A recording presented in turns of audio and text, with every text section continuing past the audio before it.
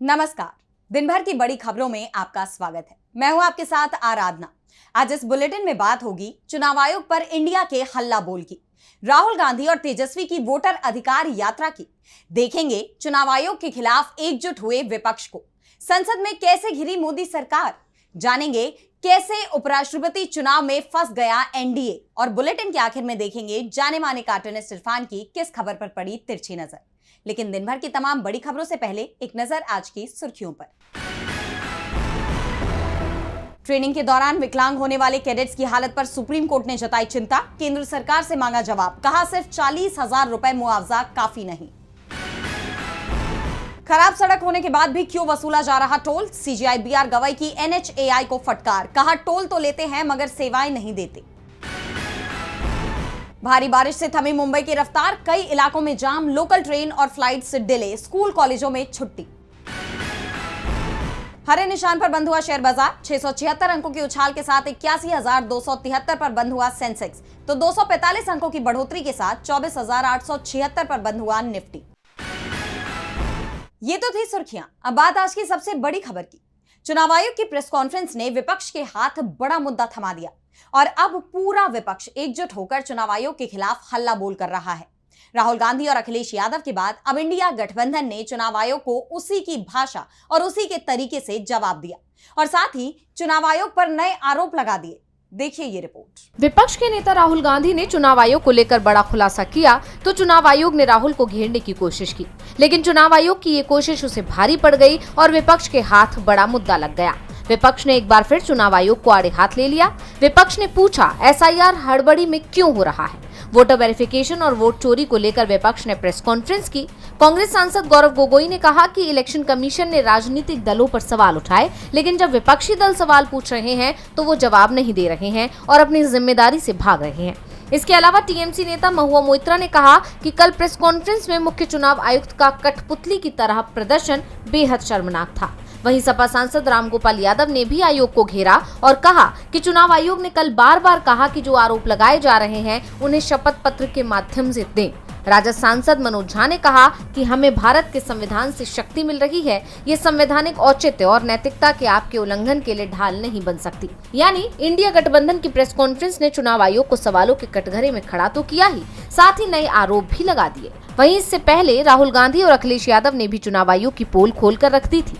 अखिलेश यादव ने बाकायदा सबूतों के साथ आयोग के झूठ से पर्दा उठा दिया था। उन्होंने सोशल मीडिया पर एफिडेविट रिसीविंग की रिसीट साझा कर चुनाव आयोग को घेरा था। इसके बाद अखिलेश यादव के ट्वीट को राहुल गांधी ने साझा किया और साथ में लिखा एफिडेविट तो वोट चोरी पर पर्दा डालने का बस बहाना है। यानी कहा जा सकता है कि विपक्ष ने एकजुट होकर चुनाव आयोग को चौतरफा घेर लिया है। चुनाव आयोग चौतरफा घेरता दिखाई दे रहा है तो राहुल की वोटर अधिकार यात्रा ने बीजेपी को परेशानी में डाल दिया है। बिहार विधानसभा चुनाव से पहले राहुल गांधी की वोटर अधिकार यात्रा शुरू हो चुकी है। इस यात्रा में तेजस्वी यादव भी शामिल हैं और इसे जनता का जबरदस्त समर्थन भी मिल रहा है। यात्रा के दूसरे दिन भी राहुल और तेजस्वी चुनाव आयोग पर हमलावर दिखाई दिए और चुनाव आयोग के साथ ही बीजेपी पर भी तीखे हमले किए। देखिए ये रिपोर्ट। वोटर अधिकार यात्रा के दूसरे दिन राहुल गांधी ने मतदाता सूची के विशेष गहन पुनरीक्षण यानी एसआईआर को वोट चोरी का नया तरीका बताया। उन्होंने कहा कि वो एक व्यक्ति एक वोट के सिद्धांत की रक्षा करने के लिए शपथ ले चुके हैं। राहुल गांधी ने कहा कि उनकी मुलाकात ऐसे लोगों से हुई है जिन्होंने पिछले लोकसभा चुनाव में मतदान किया था, लेकिन अब बिहार में चल रही एसआईआर प्रक्रिया के दौरान उनके नाम मतदाता सूची से हटा दिए गए हैं। सासाराम में राहुल गांधी ऐसे लोगों से मिले और मीटिंग की एक तस्वीर शेयर की, जिसके साथ लिखा कि सर वोट चोरी का नया हथियार तैयार हो चुका है। राहुल गांधी ने कहा बीजेपी और चुनाव आयोग की मिली भगत से उन्हें सिर्फ इसलिए सजा दी जा रही है क्योंकि वो बहुजन और गरीब तबके से आते हैं।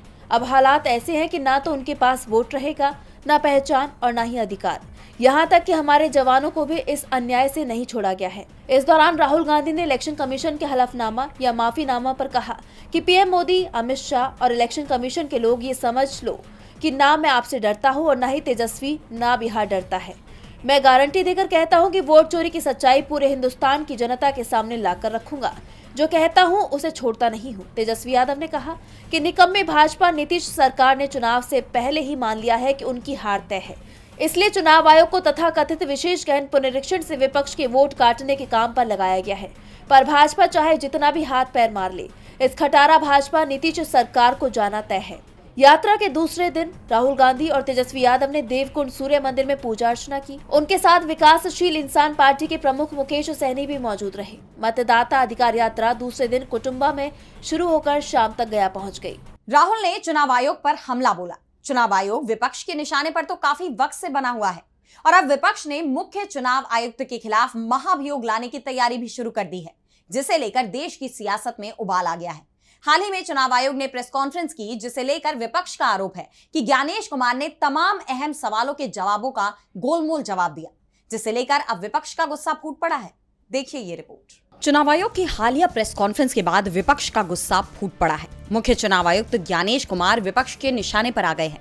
17 अगस्त को चुनाव आयोग की प्रेस कॉन्फ्रेंस को लेकर चर्चा तेज थी कि मुख्य चुनाव आयुक्त विपक्ष के तमाम आरोपों और सवालों का जवाब देंगे, लेकिन प्रेस कॉन्फ्रेंस के दौरान और साथ ही मीडिया से बात करते हुए ज्ञानेश कुमार तमाम अहम सवालों का गोलमोल जवाब देते हुए नजर आए।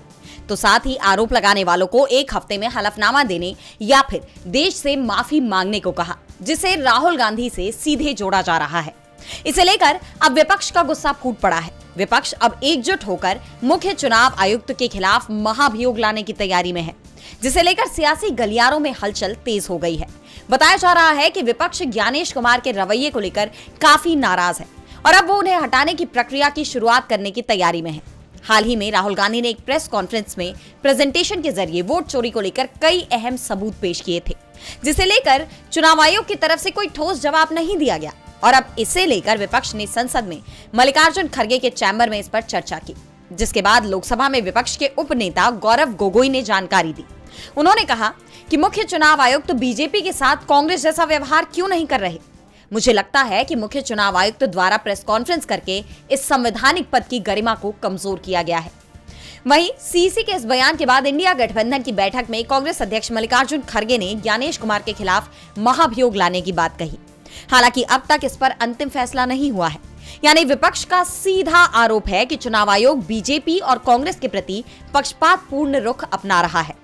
तो वहीं आरोप ये भी लग रहे हैं कि इस प्रेस कॉन्फ्रेंस में ज्ञानेश कुमार ने अपने पद और चुनाव आयोग की गरिमा को कमजोर करने का काम किया है, क्योंकि चुनाव आयोग की प्रेस कॉन्फ्रेंस के बाद भी विपक्ष के तमाम सवाल जस के तस है।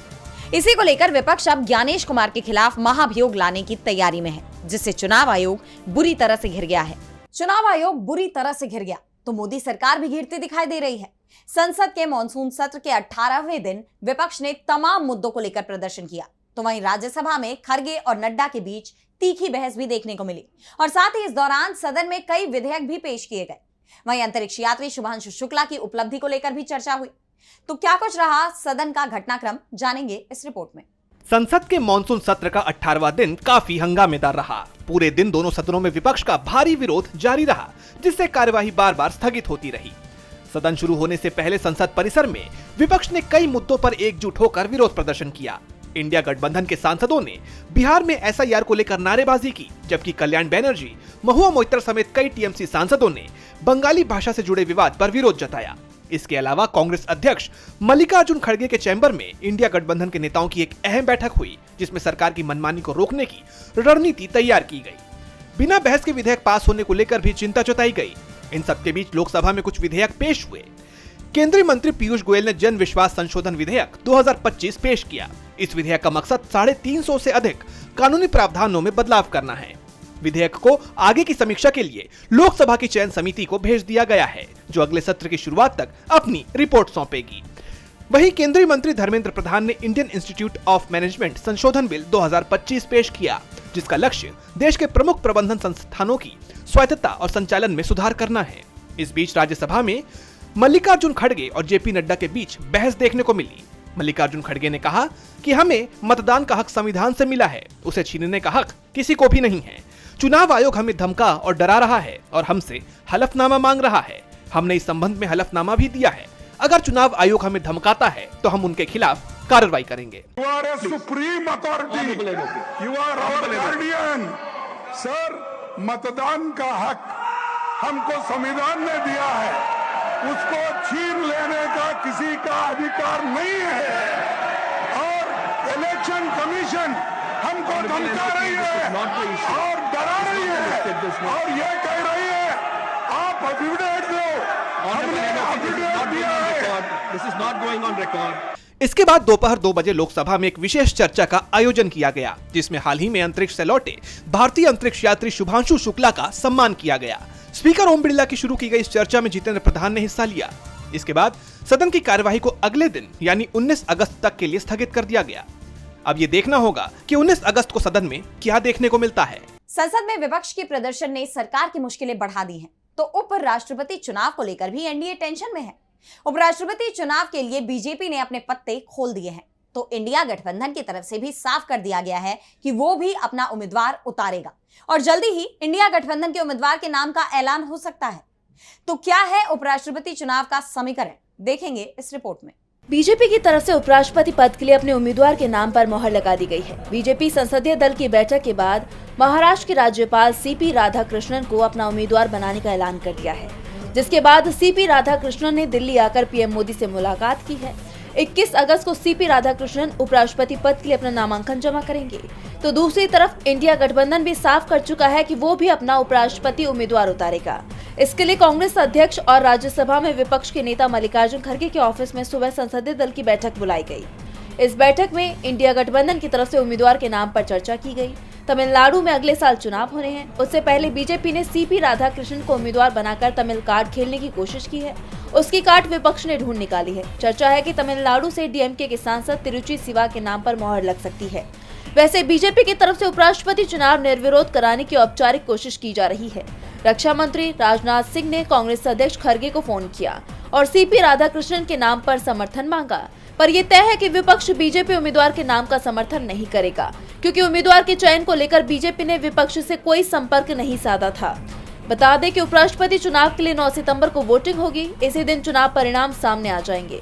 नामांकन की आखिरी तारीख 21 अगस्त है। चुनाव लड़ने वाले व्यक्ति के नामांकन में 20 सांसदों के प्रस्ताव और इतने ही सांसदों के समर्थन की जरूरत होती है।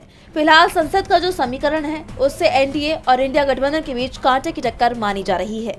उपराष्ट्रपति चुनाव को लेकर बहस गरमाई हुई है, तो एक देश एक चुनाव पर भी विवाद थमता नजर नहीं आ रहा। अब पूर्व सीजीआई संजीव खन्ना ने भी इस पर सवाल खड़े कर दिए हैं। उन्होंने कहा है कि ये विधेयक कहीं न कहीं देश के संघीय ढांचे को कमजोर कर सकता है। तो और क्या कुछ कहा है पूर्व सीजीआई ने, जानेंगे इस रिपोर्ट में। पूर्व सीजीआई संजीव खन्ना ने एक देश एक चुनाव के प्रस्ताव पर अपनी राय देते हुए कुछ अहम सवाल उठाए हैं। उन्होंने संयुक्त संसदीय समिति यानी जेपीसी के सामने अपनी बात रखी। जस्टिस खन्ना ने कहा कि भले ही किसी प्रस्ताव में संवैधानिक वैधता हो, मगर इसका मतलब ये नहीं है कि उसके प्रावधान जरूरी हैं या सही हैं। उनका मानना है कि ये विधेयक देश के संघीय ढांचे को कमजोर कर सकता है। पूर्व सीजीआई ने जेपीसी को बताया कि पहले के समय में लोकसभा और विधानसभा चुनाव का एक साथ होना सिर्फ एक संयोग था, न कि संविधान का कोई आदेश। इसके साथ ही जस्टिस खन्ना ने एक और अहम चिंता व्यक्त की। उन्होंने कहा कि अगर चुनाव आयोग को किसी चुनाव को टालने का अधिकार मिल जाता है, तो ये अप्रत्यक्ष रूप से राष्ट्रपति शासन जैसा होगा। इसका सीधा मतलब होगा कि केंद्र सरकार राज्यों के मामले पर नियंत्रण कर सकती है। जस्टिस खन्ना ने यह भी साफ किया कि वो किसी भी राजनीतिक दल के विचार से प्रभावित नहीं है। वो तो सिर्फ संविधान और कानून के आधार पर अपनी राय दे रहे हैं। विपक्ष तो इस विधेयक का विरोध कर ही रहा है, तो साथ ही रंजन गोगोई और डीवाई चंद्रचूड़ जैसे कई अन्य पूर्व सीजीआई भी इस मुद्दे पर अपनी राय दे चुके हैं, जिससे साफ है कि यह मुद्दा कितना अहम है और इस पर कितनी गहन चर्चा की जरूरत है। अब सरकार इन सब की राय को अहमियत देती है या नहीं, ये देखना होगा। मोदी सरकार एक देश एक चुनाव को लागू करने की कोशिश में है, तो वहीं अमेरिकी राष्ट्रपति डोनाल्ड ट्रंप रूस यूक्रेन युद्ध को रुकवाने की कोशिशों में जुटे हुए हैं। इसी सिलसिले में जहां बीते दिनों उन्होंने रूसी राष्ट्रपति पुतिन से मुलाकात की और अब वो यूक्रेन के राष्ट्रपति जेलेंस्की से भी मिलने जा रहे हैं। लेकिन इस मुलाकात से पहले ही ट्रंप ने जेलेंस्की के सामने कुछ शर्तें रख दी हैं, जिसके बाद सवाल उठ रहे हैं कि क्या पिछली बार की ही तरह इस बार भी जेलेंस्की और ट्रंप के बीच छिड़ेगी बहस। तो क्या है ट्रंप की ये शर्तें, जानने के लिए देखिए ये रिपोर्ट। 3 साल से चले आ रहे रूस यूक्रेन युद्ध को रुकवाने के लिए अमेरिकी राष्ट्रपति डोनाल्ड ट्रंप एक्शन मोड में नजर आ रहे हैं। पहले उन्होंने अलास्का में रूसी राष्ट्रपति व्लादिमीर पुतिन के साथ बैठक की और अब व्हाइट हाउस में उनकी मुलाकात यूक्रेन के राष्ट्रपति वोलोदिमीर जेलेंस्की से होने जा रही है, जिस पर सबकी नजरें बनी हुई हैं। लेकिन इस बैठक से पहले ही ये तय माना जा रहा है कि दोनों नेता किसी भी नतीजे पर पहुंचने वाले नहीं हैं, या फिर ये भी हो सकता है कि जेलेंस्की और ट्रंप के बीच एक बार फिर तीखी नोकझोंक देखने को मिल सकती है। दरअसल जेलेंस्की की कोशिश है कि वो यूक्रेन को नाटो में शामिल करने के लिए ट्रंप को राजी कर ले, लेकिन इस मुलाकात से पहले ही ट्रंप ने जेलेंस्की को यह साफ कर दिया है कि उन्हें रूस की शर्तें माननी होंगी। ट्रंप ने ट्रूथ सोशल पर पोस्ट कर लिखा कि यूक्रेन के राष्ट्रपति जेलेंस्की चाहें तो रूस के साथ युद्ध तुरंत खत्म कर सकते हैं या फिर वो लड़ाई जारी रख सकते हैं। याद करना चाहिए कि इसकी शुरुआत कैसे हुई थी। यूक्रेन को क्रीमिया वापस नहीं मिलेगा और यूक्रेन का नाटो में शामिल होना भी नहीं होगा। कुछ चीजें कभी नहीं बदलती। वहीं अमेरिका पहुंचे जेलेंस्की ने कहा कि मुझे विश्वास है कि हम यूक्रेन के लिए प्रभावी सुरक्षा गारंटी पाएंगे। रूस को इस युद्ध को खत्म करना होगा जिसे उसने शुरू किया है। अब ऐसे में दोनों नेताओं के बीच ये मुलाकात किस नतीजे पर पहुंचती है, ये देखने वाली बात होगी। और बुलेटिन के आखिर में देखेंगे जाने माने कार्टूनिस्ट इरफान की किस खबर पर पड़ी तिरछी नजर।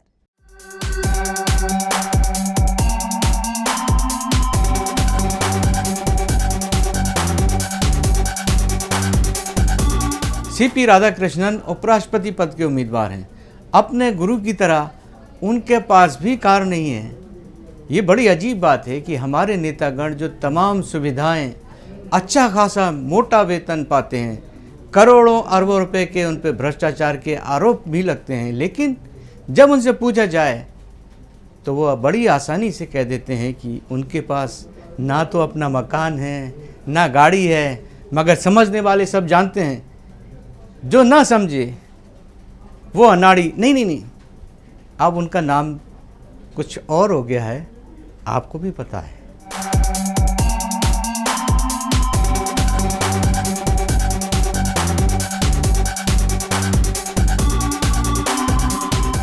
बहुत बहुत शुक्रिया इरफान जी। तो आज इस बुलेटिन में इतना ही। आप देखते रहिए डीवी लाइव। नमस्कार।